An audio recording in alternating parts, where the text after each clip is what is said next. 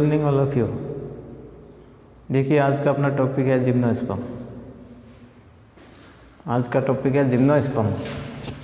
Gymnosperm जिसको बोलते हैं अनावर्त बीजी। अनावर्त बीजी। अब अनावर्ती बीजी क्यों बोलते हैं? इसमें नेकेड सीड पाया जाता है। कैसा? नग्न बीज पाया जाता है, इसलिए इसको बोलते हैं अनावर्त बीजी। और इसकी स्टडी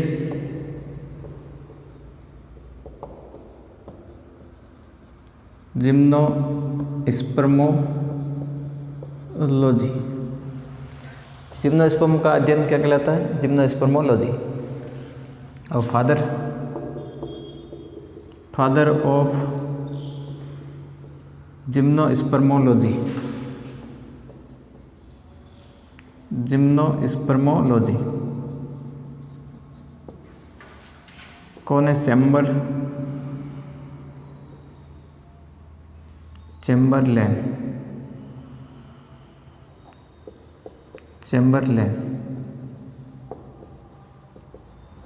चेम्बरलेन। फिर फादर ऑफ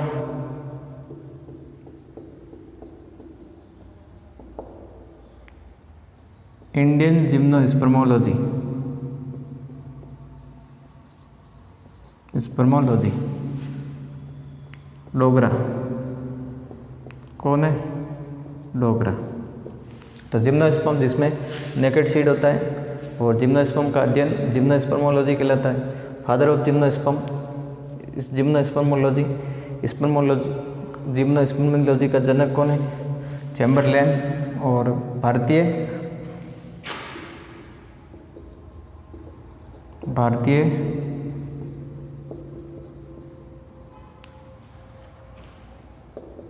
भारतीय जिम्नोस्पर्मोलॉजी का जनक डोगरा। कौन है? डोगरा। तो में अनावर्त बीजी प्लांट आते हैं जिसमें नेकेड सीड होता है बीज। और स्टडी क्या कहलाती है? जिम्नोस्पर्मोलॉजी। और फादर कौन है? चेम्बरलेन। इंडियन का पूछे तो डोगरा। अब जिम्नोस्पर्म क्या होता है? स्पर्मेटोफाइटा होता है।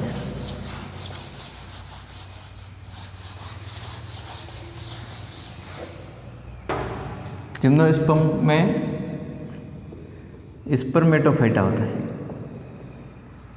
स्पर्मेटोफाइटा जिसका मतलब होता है कि सीड तो उपस्थित है बट सीड कोट अब्सेंट होता है। बीज तो उपस्थित होता है पर बीज के चारों ओर आवरण नहीं पाया जाता है। इसलिए तो इसको बोलते हैं अनावर्त बीजी। स्पर्मेटोफाइटा होता है जिसमें बीज तो पाया जाता है पर बीज सीड कोट अब्सेंट होता है। बीज के चारों तरफ आवरण का अभाव होता है। फिर ओवरी अब्सेंट होती है।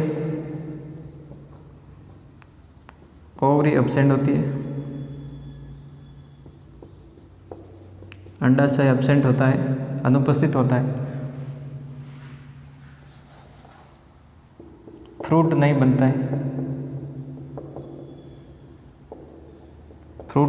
है। केवल नेकेड सीड बनता है। तो अब इस जिम्नोस्पर्म को स्पर्मेटोफाइटा भी बोलते हैं क्योंकि इसमें सीड तो पाया जाता है पर सीड कोट अब्सेंट होती है, ओवरी अब्सेंट होती है, फ्रूट नहीं बनता है, केवल नेकेड सीड बनते हैं, नग्न बीज बनते हैं और बीज आवरण भी नहीं पाया जाता है, इसलिए इसको बोलते हैं अनावर्त बीजी। फिर वेस्कुलर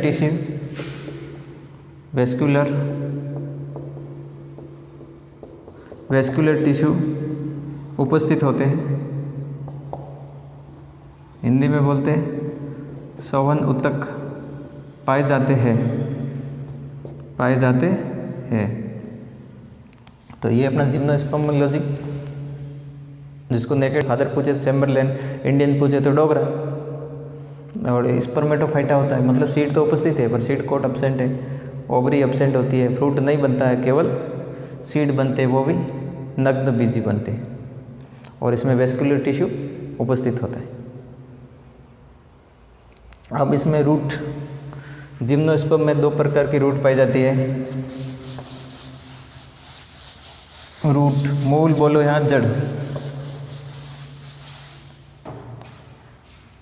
2 प्रकार की रूट पाई जाती है।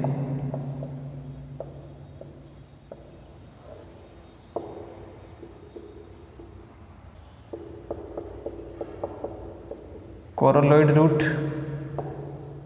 जिसको हिंदी में बोलते हैं प्रवाल मूल, दूसरी पाई जाती है माइकोराइजियल रूट, माइकोराइजियल रूट, माइकोराइजियल मूल। अब कोरोलॉइड रूट किसको बोलते हैं?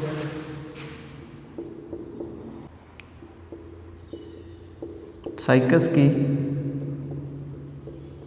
रूट का, साइकस की रूट का बीजीए, बीजीए को बोलते हैं ब्लू ग्रीन एल्गी। साइकस की रूट का नील हरित शैवालों के साथ सिम्बायोटिक रिलेशनशिप, साइकस की रूट का बीजीए के साथ सजीवी संबंध क्या कहलाता है? Coralloid roots, symbiotic relationship, symbiotic relationship क्या कहलाता है?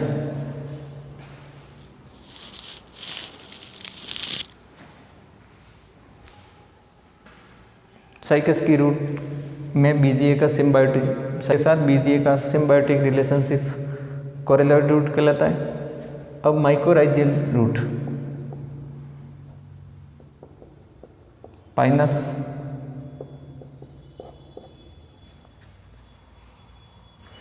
पाइनस की रूट पर बोलीटस कवक का सिम्बायोटिक रिलेशनशिप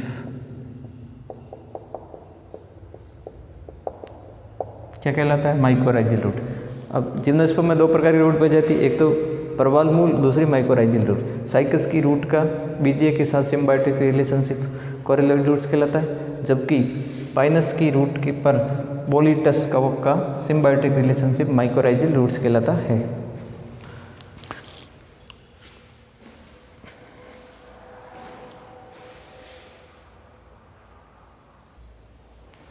अब मेन प्लांट बॉडी कैसी होती है? मेन प्लांट बॉडी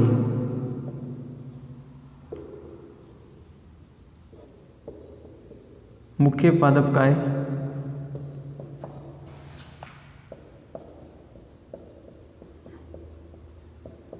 स्पेरोफाइट होता है, बीजाणुविद होता है, और कैसा होता है? 2N होता है।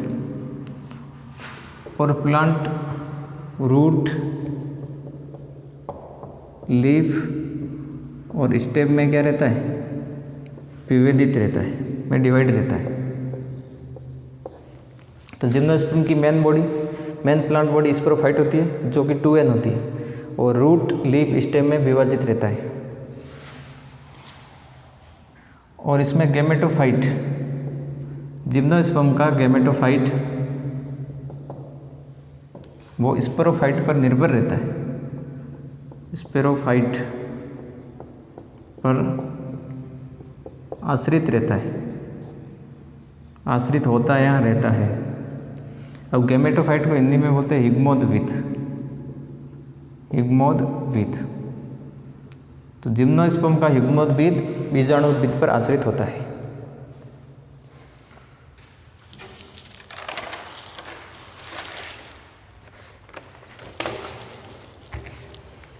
फिर इसके बाद स्टेम देखेंगे इसका। स्टेम तना। अब तना कैसा होता है? सीधा होता है और साकित भी होता है और असाकित। और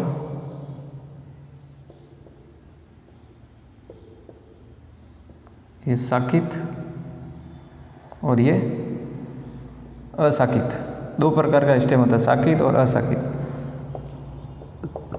साकित असाकित होता है साइकस, साइकस, और साकित होता है फाइनस और सिकोया, सिकोया।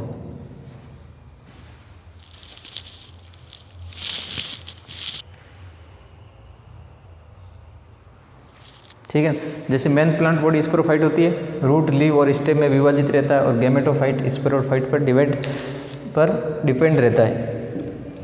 फिर स्टेम की बात करें तो तना सीधा होता है और दो टाइप का होता है, साकित भी होता है, असाकित होता है। साकित का है पाइनस और सिकोया का, असाकित होता है साइकस का। इसके बाद लीव्स देखते हैं इसके।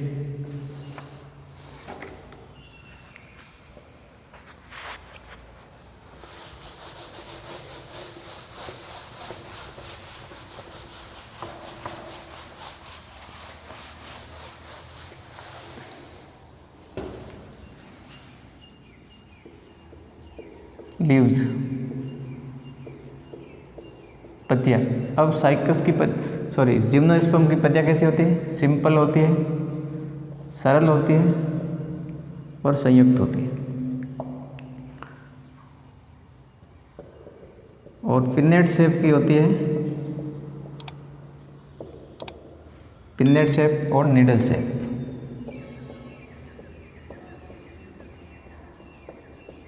नीडल के आकार की, और पिन्नेट को हिंदी में बोलते हैं पिच्छाकार, पिच्छाकार। पिन्नेट शेप तो होती है साइकस में, और नीडल शेप होती है पाइनस में। पाइनस में कहाँ होती है? पाइनस में। और इसकी पत्तियाँ, जो इसकी पत्तियाँ होती है कि जिम्नोस्पर्म की, वो अधिक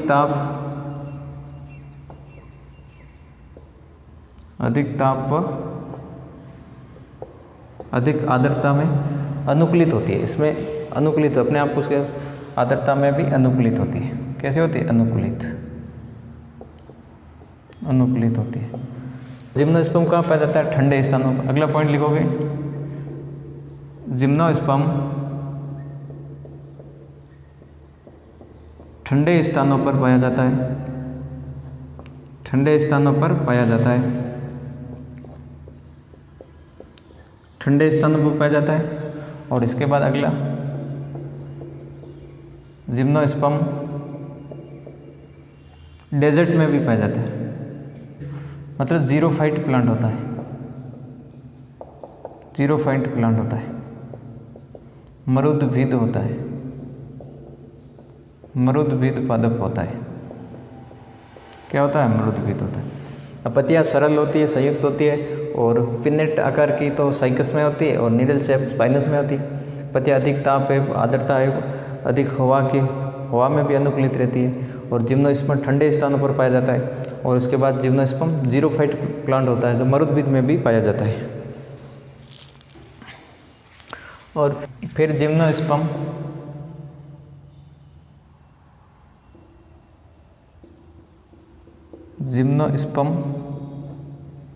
वृक्ष व झाड़ियों के रूप में पाया जाता है। किसमें? झाड़ियों के रूप में पाया जाता है,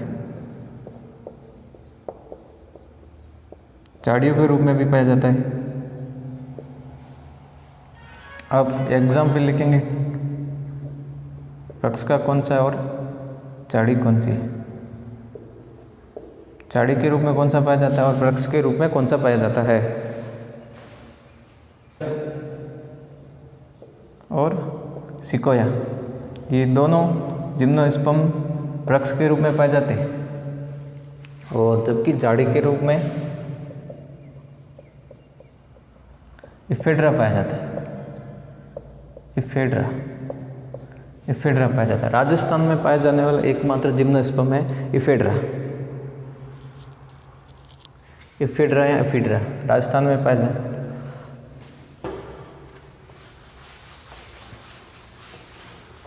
इफेड्रा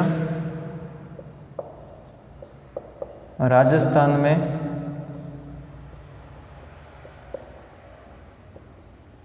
पाया जाने वाला एकमात्र जिम्नोस्पर्म वो है इफेड्रा, जो झाड़ी के रूप में पाया जाता है। राजस्थान में सिर्फ एक ही जिम्नोस्पर्म है, इफेड्रा।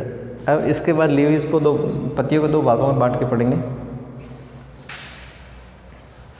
तो ये लीव्स वृक्ष और झाड़ियों के रूप में पाया जाता है। वृक्ष का एग्जाम्पल साइकस और सिकोया, जबकि झाड़ी के रूप में पाया जाता है इफेड्रा, जो राजस्थान में पाया जाने वाला एकमात्र जिम्नोस्पर्म है इफेड्रा।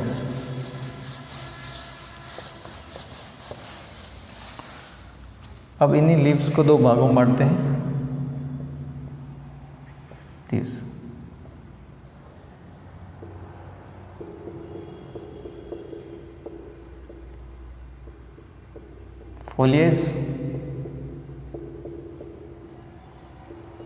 फोलिएज और दूसरी है स्केली। स्केली को हिंदी में बोलते हैं सल्की। अब फोलिएज कैसी होती है? ग्रीन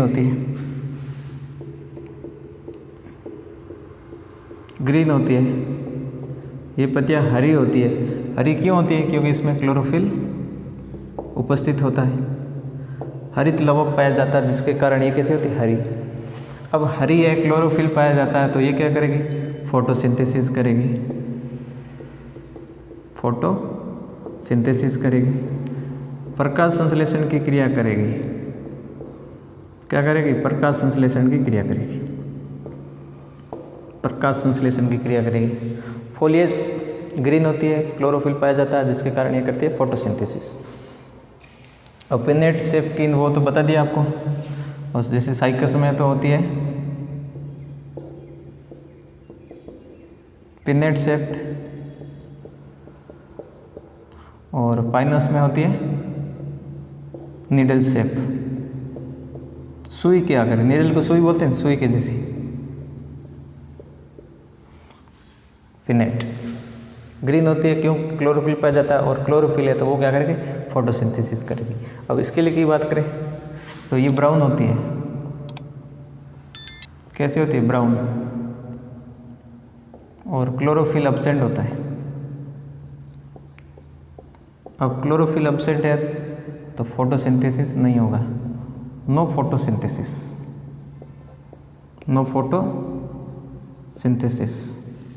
प्रकाश संश्लेषण की क्रिया नहीं करेगी। 2 टाइप की लीव्स, फोलिएज और स्केली। फोलिएज में ग्रीन, क्योंकि क्लोरोफिल पाया जाता है, तो वो प्रकाश संश्लेषण की क्रिया करेगी। और साइकस की तो होती है पिनेट शेप्ड, और पाइनस की होती है नीडल शेप्ड। और स्केली ब्राउन कलर की होती है, क्लोरोफिल एब्सेंट होता है, और क्लोरोफिल नहीं है तो नो फोटोसिंथेसिस, प्रकाश संश्लेषण की क्रिया नहीं करेगी। प्रकाश संश्लेषण की क्रिया नहीं होगी, नहीं होती है। लीव्स के टाइप। अब इसके बाद पढ़ेंगे इसमें वेस्क्यूलर टिश्यू। क्या वेस्क्यूलर टिश्यू?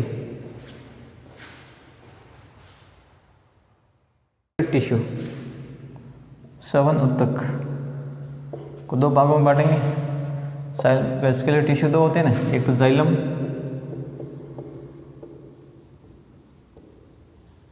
जाइलम और दूसरा फ्लोएम। जाइलम और फ्लोएम दोनों वेस्क्यूलर टिश्यू पाए जाते हैं। और जाइलम में तो जिम्नोस्पर्म के जाइलम में ट्रेकिड्स तो होती है उपस्थित,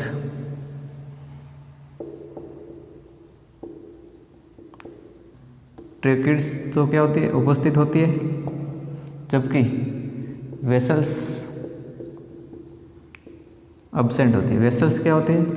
अनुपस्थित होती है। वेसल्स को बोलते हैं वाहिकाएं, और वाहिनिकाएं उपस्थित होती है, जबकि फ्लोएम में